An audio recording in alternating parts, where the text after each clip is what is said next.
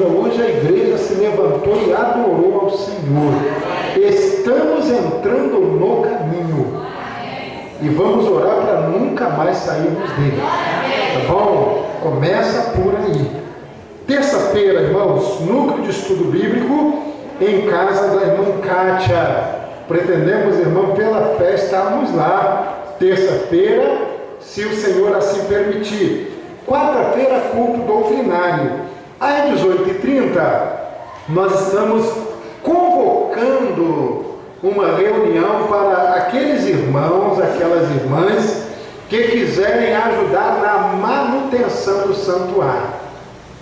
Quarta-feira, às 18h30, nós estamos convocando uma reunião para estarmos aqui reunidos com aqueles irmãos, aquelas irmãs que queiram nos ajudar na manutenção do templo, manutenção do santuário. Precisamos, irmãos, temos um grupo, não é, aprovado, deliberado pela igreja para cuidar da manutenção do nosso templo. Hoje não houve embaixadores do rei, não é, justamente por causa desta dificuldade, não é isso? Então façam um apelo aos irmãos para que nós possamos, aqueles irmãos que o Espírito do Senhor tocar, possa estar aqui na quarta-feira, às 18h30, para esta reunião conosco, para que nós possamos organizar aí um grupo que possa estar nos auxiliando, não é?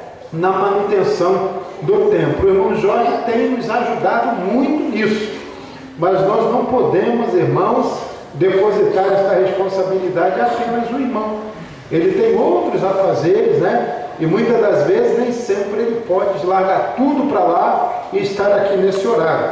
Então é justamente com o propósito de organizarmos as coisas que nós queremos esta reunião. Sexta-feira, culto de oração dirigente aqui no templo, irmã Sônia Cecília. A terça-feira, às 8 horas da manhã, não é? Culto de oração das senhoras da igreja. No sábado, irmãos, estamos convocando uma reunião com os seguintes irmãos: Jorge, Sônia, Cedenei, Railza, Rosa Lúcia, irmã Kátia, Haroldo, Sandra e irmão Carlos, Anivaldo, Ana Ramiro, irmã Célia e o Wellington. Sábado, às 19 horas. Gostaríamos de fazer um apelo a que esses irmãos estivessem aqui, porque, irmãos, é uma reunião em que nós vamos tratar aí de uma melhor organização das coisas da igreja. E nós precisamos da presença dos irmãos aqui no templo.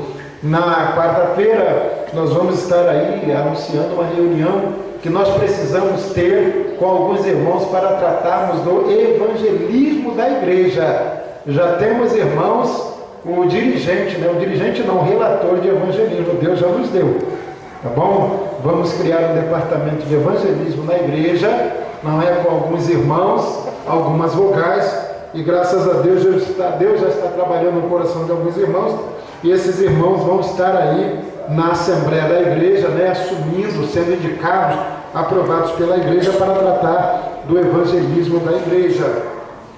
Domingo pela manhã, Assembleia Regular, à noite, dirigente, irmãos,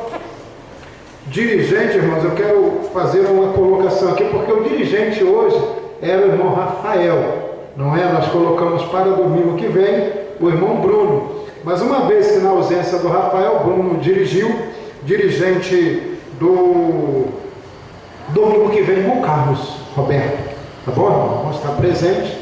Então, estou convocando o irmão Carlos para ser o dirigente. O louvor, Mensageiras do Rei, Osmar e irmão Marcos, e Ministério de Louvor, que estarão louvando ao Senhor.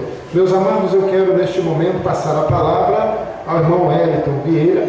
Ele será o nosso pregador desta noite. Um dos talentos da nossa igreja, uma vez que a nossa igreja tem uma juventude abençoada, cheia de talentos, não é? Nós louvamos a Deus porque Deus tem separado este jovem para o ministério da pregação da palavra. Pela fé, ousamos dizer que Deus tem muito mais para este jovem. É a igreja orar e ele crer e toma posse. Que Deus te abençoe. Sinta-se à vontade. Glória a Deus. Vamos.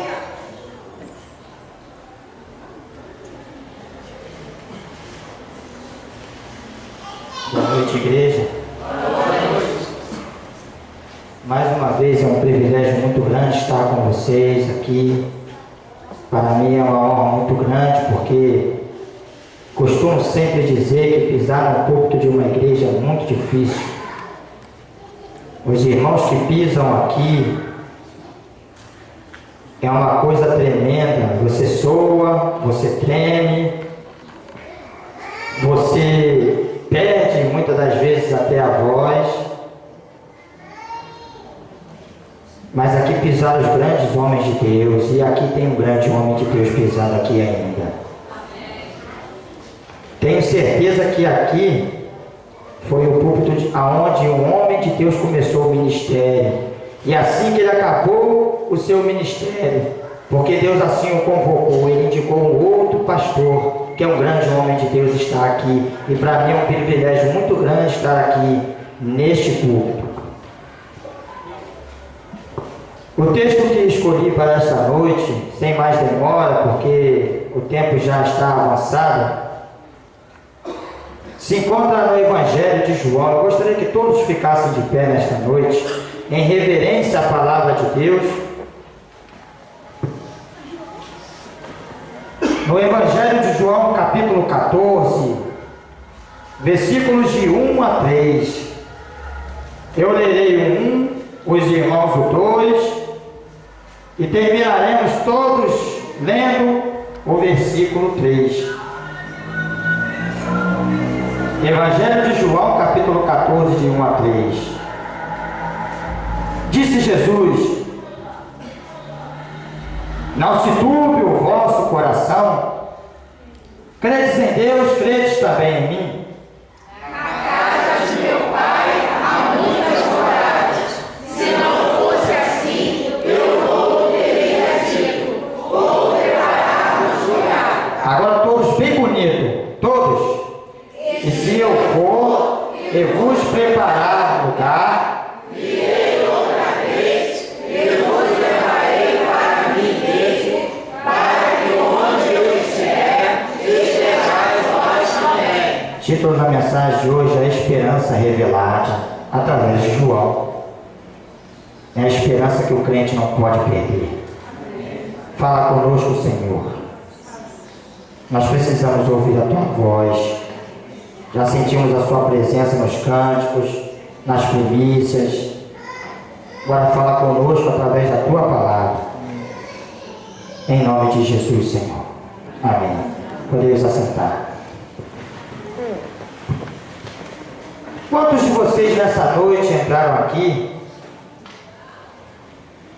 e já sentiram dor, a dor de uma perda, de um amigo que viajou para bem longe, de um parente,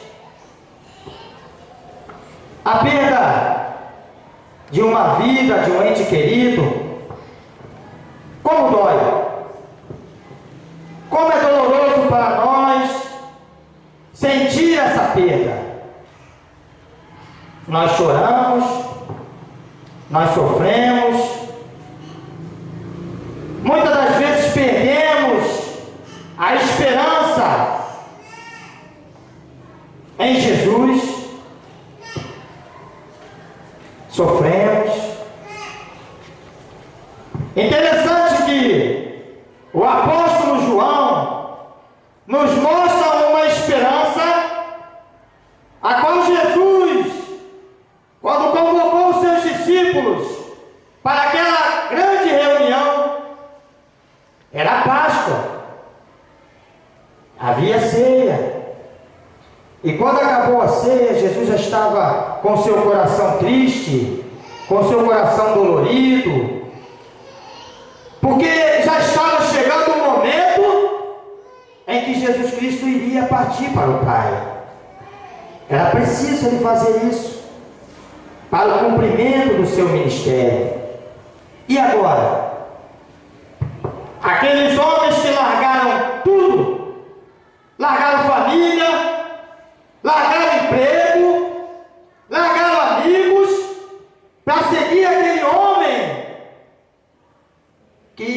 a história das suas vidas. Como deve ter sido difícil para aqueles homens,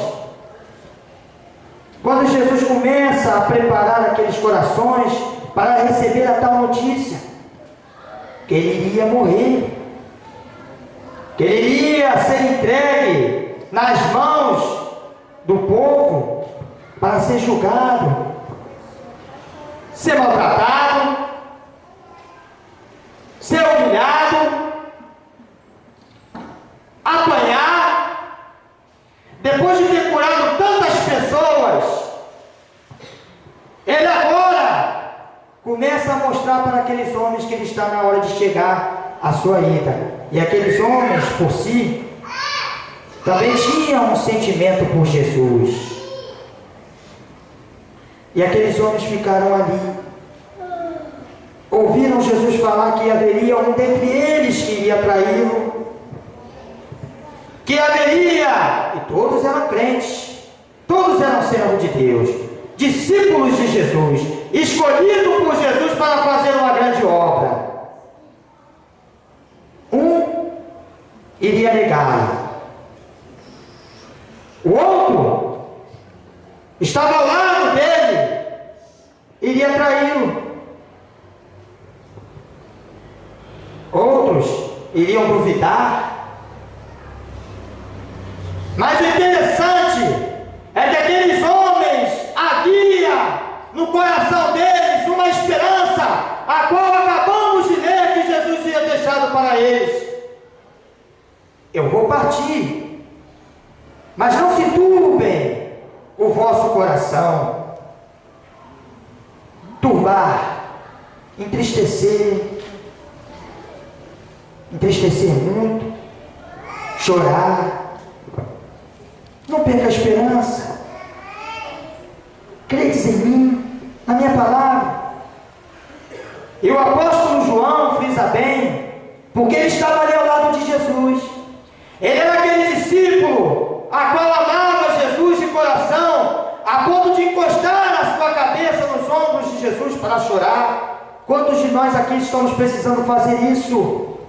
E nós perdemos essa esperança. Perdemos essa vontade de encostar a nossa cabeça no ombro de Jesus, para que Ele cuide de nós. E aquele homem estava lá, andou com Jesus, viu tantos milagres acontecer, viu Jesus, quando Jesus estava no barco dormindo, e as águas daquele mar estavam bravias, e os discípulos tiveram medo. Jesus estava ali no barco. Quantos milagres Jesus já havia feito e aqueles discípulos já haviam visto, e agora eles tiveram medo da água que poderia colocar o seu barco a pique. E Jesus estava ali. E chamaram o mestre, e o mestre foi, acalmou a tempestade. Viu a água transformar em vinho, viu o cego enxergar, viu a mulher do fluxo de sangue receber a cura, e agora estavam ali, tristes, porque o mestre iria partir. Mas interessante que agora, Jesus olha para aqueles discípulos com um olhar de amor, como sempre os amou, porque está lá em João 13, os amou intensamente com um amor a qual nunca ninguém viu. Estava lá Jesus agora. Tenho certo eu de que também estava triste, porque escolheu aqueles homens não disseram não, largaram tudo e seguiram a Jesus. E agora Jesus vai para a cruz. E quem está lá? Antes de Jesus subir, de pegar aquele madeiro e colocar no seu ombro, carregar aquele madeiro, carregar aquela madeira pesada, por causa do meu pecado, por causa do seu pecado, estava lá João, ao lado vendo com Maria Madalena. Jesus olha e procura os seus discípulos. Cadê os seus discípulos? Pedro, de longe com medo. Tomé, cadê Tomé? Cadê o restante dos discípulos? Judas, que havia o traído, ao invés de ir até Jesus e pedir perdão, com remorso se enforcou. E Jesus já havia falado isso para eles. E agora? Jesus, antes de carregar essa cruz, antes de acontecer isso tudo, chama João, Pedro, Tiago, para subir até o monte com ele, para orar, porque o seu coração já estava angustiado, triste, porque agora haveria de se cumprir aquilo que Deus queria que se cumprisse na vida de Jesus. Chama João, leva-os até o monte para orar, coisa que o crente perdeu a alegria de fazer. Muitos que estão aqui perderam a alegria de fazer. Jesus sobe até o monte para orar, para que aliviasse um pouco de sua dor. Estava lá João e os outros restantes dos discípulos dormindo. Jesus começa a orar, sabendo que o momento já estava chegando. E quando o momento chega, está lá João. Diz-nos a história que João estava lá na beirinha, na ponta da cruz do Calvário, junto com Maria e as outras que estavam lá. E Jesus, olhando para João, cuide de Maria, está lá. E agora Jesus passa até o Pai e começa o ministério de João. Estou resumindo a mensagem porque o tempo já não me deixa mais pregar aquilo que Deus falou comigo, mas eu queria deixar uma mensagem para os irmãos, que aqueles discípulos não perderam a esperança de que um dia Jesus Cristo iria voltar para eles. Era um dia em que Pedro, usado pelo Espírito Santo de Deus, dia de Pentecostes, João, Pedro, o restante dos discípulos ficaram em Jerusalém e começaram a pregar.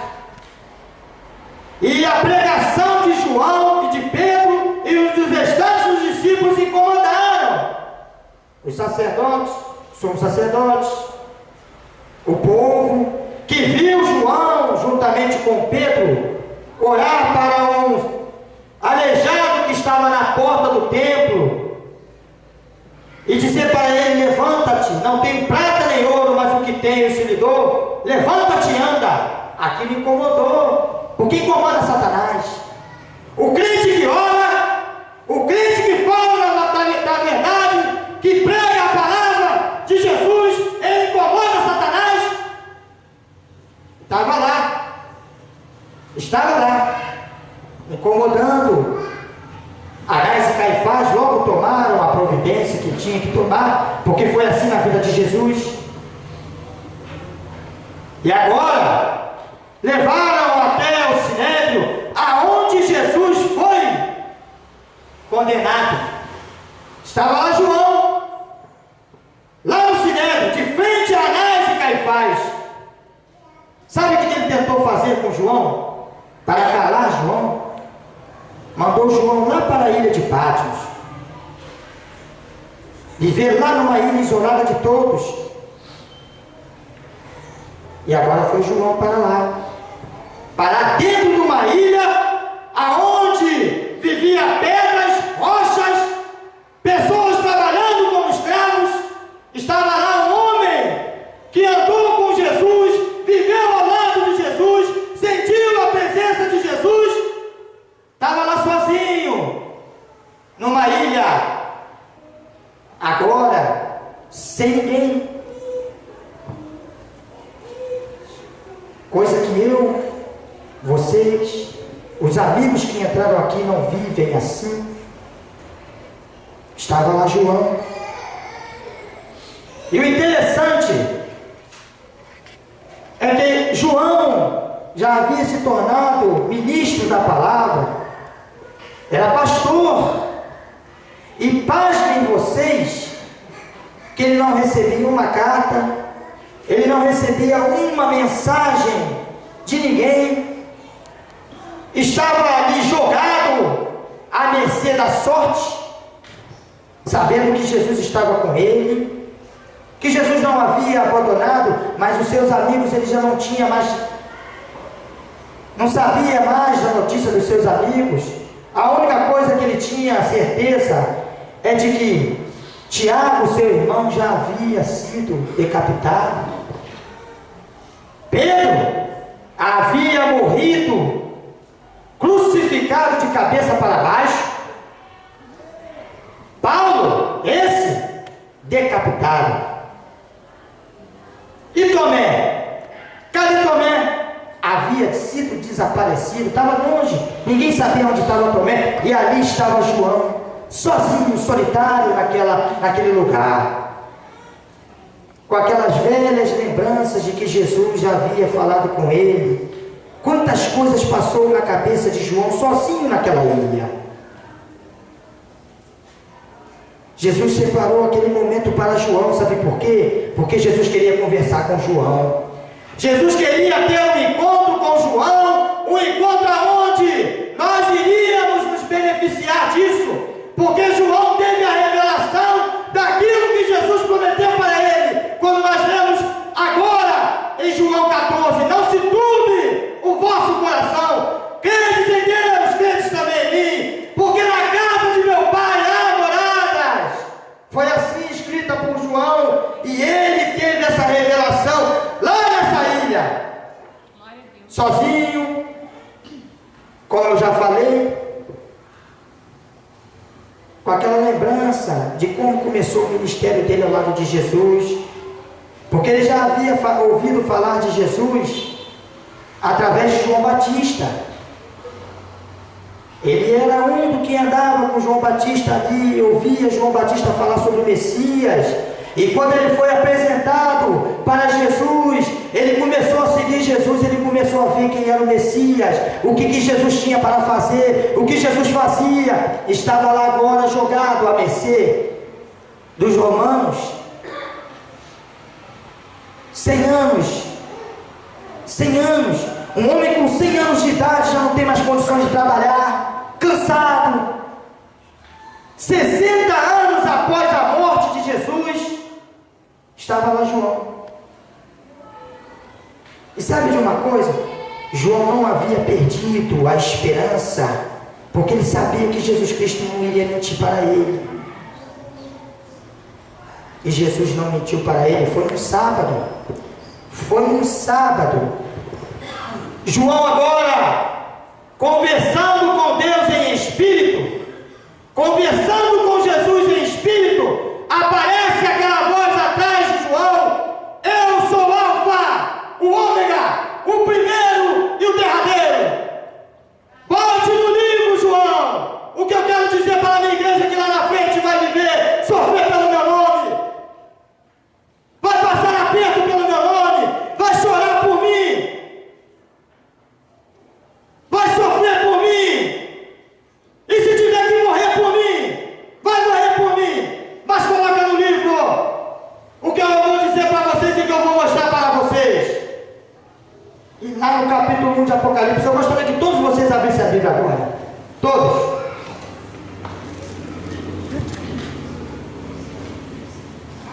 No capítulo 1 de Apocalipse, versículo de 1 a 3, ele diz assim: revelação de Jesus Cristo, a qual Deus deu para mostrar a seus servos as coisas que brevemente devem acontecer, e pelo seu anjo as enviou e as notificou a João, seu servo. Leia a igreja número 2. O qual testificou da palavra de Deus e do testemunho de Jesus Cristo, desde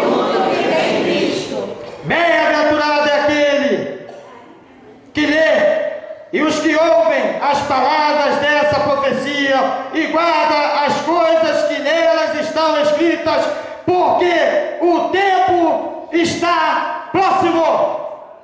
O crente tem que começar a se preparar para a volta de Jesus. O crente precisa começar a se dedicar para as coisas de Deus, com o olhar de que um dia Jesus Cristo irá voltar nas nuvens para buscar você e eu. Mas Ele só vai buscar aqueles que realmente lavaram seus vestidos do sangue do Cordeiro, porque assim foi mostrado a João. Lá na frente, o anjo começa a mostrar a João tudo aquilo que Jesus mostrou, porque foi coisas belas, foi coisas bonitas, porque o céu é uma coisa linda, porque João escreveu. Está aqui, está escrito aqui nesse livro, está aqui. Jesus olha para João e agora começa a mostrar as coisas belas para João. João, bota no livro, porque lá na frente vai haver uma igreja central em Jardim Primavera, onde os crentes vão sofrer. Muitos vão sofrer por perda de parente, muitos vão sofrer por dor, muitos vão sofrer por calúnia, por perseguição, mas vão sofrer pelo meu nome, e eles precisam ver o que eu preparei para eles lá no céu. É lá que está a nossa esperança, é lá. A nossa esperança não está aqui na terra. A nossa esperança não está no homem, está em Jesus, porque Jesus nos prometeu. E lá na frente começa João a olhar, e agora Jesus mostra para João, e João faz uma pergunta a Jesus, porque ele olha muita gente lá em cima, um povo grande lá em cima, uma multidão de gente. Ele agora olha e pergunta: Senhor, quem são estes? O anjo pergunta: quem são estes? E ele: Senhor, está em Apocalipse 6. Abram as vossas Bíblias.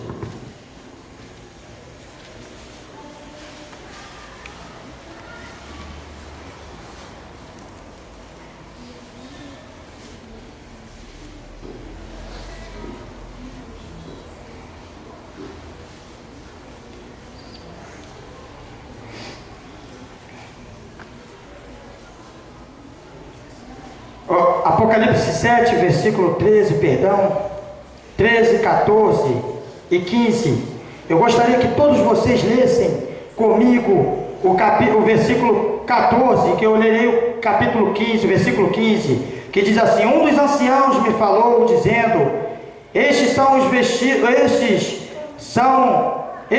que estão vestidos de vestes brancas, quem são e de onde vêm? Todos.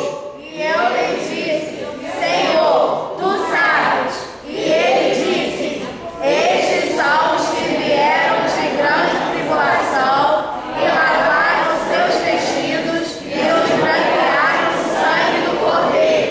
Esses são vocês, irmãos. Esses são cada um de vocês que entraram aqui nessa noite. O amigo que entrou aqui sem Jesus. Essa é a esperança para você, amigo. Essa é a esperança que Jesus deixou para você. Foi uma esperança a qual ninguém tira, nem a morte tira. Sabe por quê? Porque também para os mortos essa esperança foi feita, porque um dia eles ressuscitarão e irão subir com Jesus nas nuvens. Estarão lá conosco aqueles que morreram, que foram os nossos amigos aqui. Um dia nós encontraremos com eles na glória, nas nuvens, subindo com Jesus, porque foi essa a promessa que Jesus deixou para mim, deixou para vocês, deixou para você, amigo que entrou aqui, que tem perdido a esperança. Essa esperança não perca, não perca essa esperança, meu irmão. Não deixe que a dor, não deixe que a lágrima, não deixe que a tristeza tire essa esperança de você, porque essa esperança foi nos dada, e foi escrita, e foi dita por Jesus. Esse Jesus está voltando, irmãos. preparar para isso. Precisamos estar atentos a isso, porque Ele cedo vem. Cedo Jesus Cristo vem, e já está às portas. Os sinais já estão aí. As coisas que Jesus Cristo prometeu que iria ser de sinais para a sua volta, estão bem claras aí. E o crente precisa estar atentos a essas coisas que estão acontecendo, porque só irá usufruir desse lugar aquele que lavaram suas vestes no sangue do Cordeiro. Esses que sofreram, que padeceram, que largaram amigos, largaram vizinhos, largaram parentes, largaram tudo para seguir a Jesus. Deixaram as coisas do mundo, porque tem amigos que entraram aqui que estão agarrados às coisas do mundo. Tem crentes aqui que estão agarrados às coisas do mundo, deixam de vir na casa de Deus para assistir às coisas do mundo. E quando Jesus Cristo voltar, Ele vai cobrar. E você pode perder a oportunidade de entrar nesse lar. Nesse lar que Jesus prometeu. E que João, o apóstolo, escreveu para nos deixar de testemunho daquilo que Jesus Cristo fez na vida dele. Meus irmãos, finalizando a minha mensagem, eu gostaria de deixar uma coisa para vocês aqui nessa noite. Vida de crente não é vida fácil, é uma vida difícil, é uma vida para aqueles que realmente querem um compromisso real com Jesus, é aqueles que têm que largar aquelas coisas que têm prendido, aquelas coisas que têm atrapalhado, aquelas coisas que têm deixado você de enxergar a verdadeira maravilha de Jesus na sua vida. Ser crente não é fácil, porque Jesus mesmo Ele nos mostrou isso. Os discípulos passaram por isso. Você crente que entrou aqui nessa noite, que anda brincando de ser crente, você que realmente se diz crente, e que quando chega a primeira aprovação na sua vida, você pensa em recuar. Você que vê a primeira dificuldade na sua vida, pensa em largar tudo. Você que dá ouvido à voz de homens, você que dá ouvidos à voz de Satanás, saiba de uma coisa: Jesus Cristo está te dando uma oportunidade. Jesus Cristo está te chamando para você estar com Ele na glória. E você, amigo que entrou aqui nessa noite, entenda uma coisa: não precisa você pensar em largar tudo primeiro que você está fazendo de errado. Você não precisa largar tudo que está de errado primeiro na sua vida para você seguir a Jesus, não. Sabe por quê? Porque esse lugar aqui é um hospital. É esse lugar aqui que Jesus quer te curar. Ele quer tirar as suas feridas. Ele quer tirar você do lamaçal do pecado, para te dar esse lar, condições de você herdar esse lar. Mas para você herdar esse lar, você precisa largar aquilo que te prende. E se você não largou ainda, é porque você é um fraco. Porque quando você busca Jesus, quando você entrega nas mãos de Jesus os seus problemas, e que você realmente quer largar, Jesus te dá condições de você largar o seu problema. Você hoje, crente, você hoje, amigo, ouviu a voz do Senhor no seu coração. Foi o que Jesus veio falar para você nessa noite. Você, crente, que tem sofrido, continue a sofrer, continue a passar pelos seus problemas, continue a perseverar na oração, continue a buscar em Jesus, não abandone